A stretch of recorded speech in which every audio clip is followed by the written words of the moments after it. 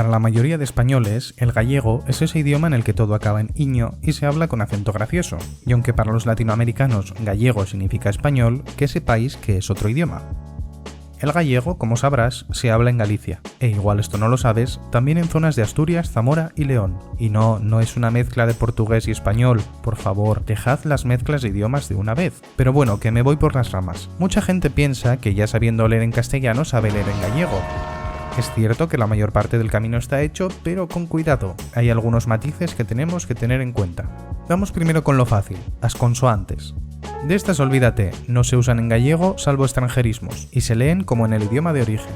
Vamos ahora con las que se leen igual que en castellano. Bueno, son unas cuantas. Todos los matices que hay en castellano los hay también en gallego. La B y la V se pronuncian igual, barco, vela.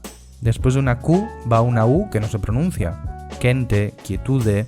La C con la E y la I se pronuncia como una Z, coitelo, cinza, si no se sesea, sinsa. Y con una H después es cha, chisca. La H no se pronuncia, herba.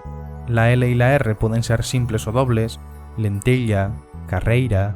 Vamos con las letras un poco especiales. Primero la X, o xe en galego. En general se pronuncia xa. Xouba, anxo, peluxe. De peluxe, uno no ve, de peluxe. Eso. Pasa algo porque unha familia leve o peluxe do fillo de viaxe. Pero en algunos cultismos puede pronunciarse x, como en castellano, axioma, exacto, así que cuidado. Vamos con la G, o G en galego. Se pronuncia suave, como en gato, grego, galego. Antes de E o de I lleva una U, sangue. Y la diéresis también se usa, antigüidade. Y no se pronuncia ja, bueno, en teoría, porque en Galicia Occidental existe lo que se llama la geada, que consiste en pronunciar la G como ja o incluso ja, y se puede escribir con GH para marcarla, aunque nadie lo hace, jalejo. Esta pronunciación es normativa, está aceptada por la Real Academia Galega, ni es de menos prestigio ni está mal, como dirían algunos, y su existencia enriquece el propio idioma. Y a última consoante, ON. Esta letra representa varios sonidos, cosa que también pasa en castellano. El sonido con el que más asociamos esta letra es el sonido na, nariz. Pero al final de palabra se pronuncia distinto que en castellano. Se pronuncia con una nasal velar, nga, como si después fuese a venir una G. Ven, irmán. Igual ni lo oyes, pero no pasa nada. Vamos a decir juntos la palabra tienes, pero en vez de decir la palabra entera, nos vamos a parar en la letra N y nos vamos a fijar en qué posición está nuestra lengua, ¿de acuerdo? A la de 3. 1, 2, 3. Tien... Te has fijado en dónde está tu lengua, ¿verdad? Encima de los dientes. Ahora vamos a hacer lo mismo con la palabra tengo. A la de 3. 1, 2, 3. Ten. Antes estaba encima de los dientes y ahora está en la parte de atrás. Esta es la N velar. Ahora bien, el final de palabra no es el único sitio donde aparece este sonido. También aparecen las palabras derivadas de unga y se escribe así, con NH. Unga, ninguna, alguna.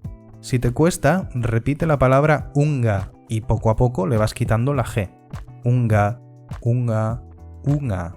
Y esto es todo sobre las consonantes. Vamos con las vocales. En gallego se utilizan 5 letras para marcar las vocales. Hasta aquí todo bien, si no fuese porque tienen 7 vocales.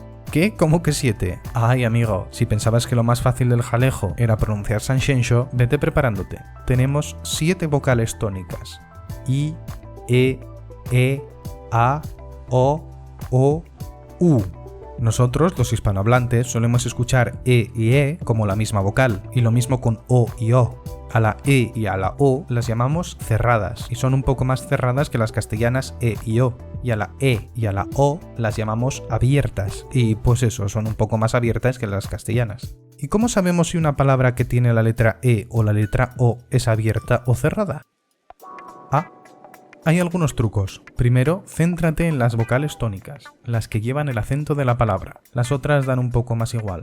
Segundo, busca la palabra equivalente en castellano. Nosotros usamos solamente 5 vocales porque evolucionaron a diptongos. La O abierta pasó al diptongo UE, así que las palabras que derivan de una misma raíz y que tienen O en galego y UE en castellano suelen ser abiertas, como fogo, fuego o sono, sueño. Y si tienen O, suelen ser cerradas, como en cola, cola, o polo, pollo.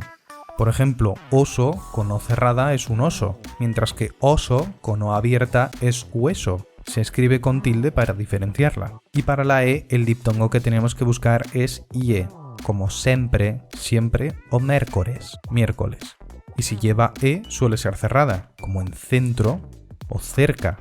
Y para las que no tienen equivalente, A. Si tienes ganas, puedes buscar a esta maravillosa mujer que te explica las infinitas casuísticas del idioma para aprender cuándo las vocales son abiertas o cerradas. Son con E pechado. Pequeno, nena, empeño, leña... Fácil, ¿eh? Y hasta aquí tienes suficiente para poder pronunciar jalejo como si fueses un nativo. Así que la próxima vez que vayas a Rías Baixas podrás demostrar todo tu coñecemento. Ata logo, guiño.